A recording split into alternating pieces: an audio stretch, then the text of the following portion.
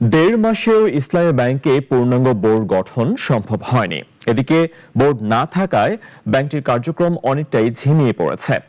অনেক গ্রাহক যারা দীর্ঘদিন ব্যবসা করেছেন তারা ব্যবসা গুটিয়ে নেয়ার পরিকল্পনা করছেন। সাইদ আরমানের আরও একটি রিপোর্ট।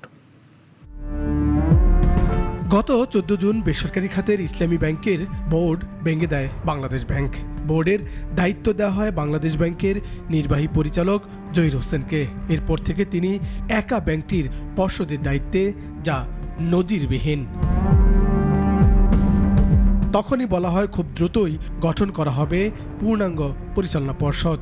তবে আজ নয় কাল, কাল নয় পরশু, করতে করতে দেড় মাস দেশের বেসরকারি খাতের সবচেয়ে বড় ব্যাংকটি এখনো নেতৃত্ব শূন্য।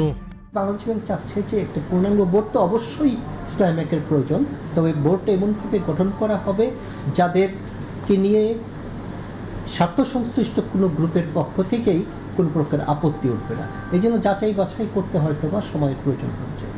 বাংলাদেশ ব্যাংক বলছে বাছাই কাজ চলছে, যাদের নিয়োগ দেওয়া হবে ইসলামী ব্যাংকের নতুন বোর্ডে। কিন্তু পর্ষদ না থাকায় ব্যাহত হচ্ছে ব্যাংকিং কার্যক্রম। যারা বিনিয়োগ নিয়েছে তারা অনেকে হতাশ হয়ে পড়েছেন। সত্যিকার নিরপেক্ষ ব্যক্তি বলে কিছু নাই, কিন্তু আমরা নিরপেক্ষ ব্যক্তি না, ব্যক্তির নিরপেক্ষতাটা চাই।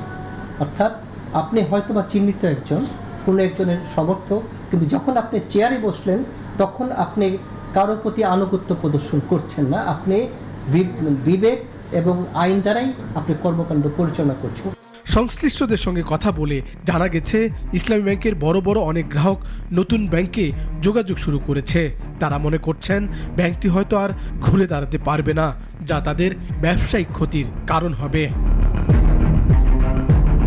সাইদ আরমান, নাগরিক, ঢাকা।